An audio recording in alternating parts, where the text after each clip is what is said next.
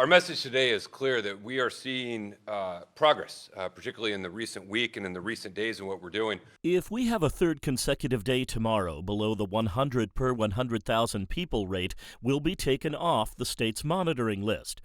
But Supervisor Fletcher followed up that good news with a reminder that this is a marathon and that the good trend won't continue if we let our guard down. We have to avoid the temptation or mindset that if tomorrow's numbers are under 100, somehow we feel like we've made it, we're done, we can go back to normal. And Fletcher says if we get off the monitoring list, nothing changes right away when it comes to restrictions on indoor activities like dining. Those restrictions were put in place by the state.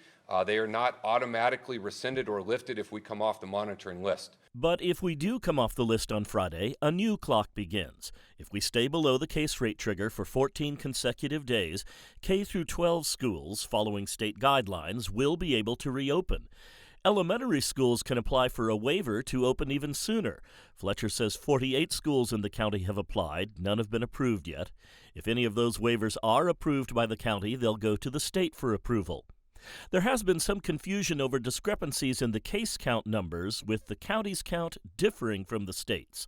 Wooten says that issue is being worked out. We actually had conversations with them today, and we have a meeting scheduled tomorrow to determine next steps. With numbers moving in the right direction, you might wonder how close we are to the point where restrictions on indoor activities like dining might be lifted. Supervisor Fletcher says that will be determined by the state.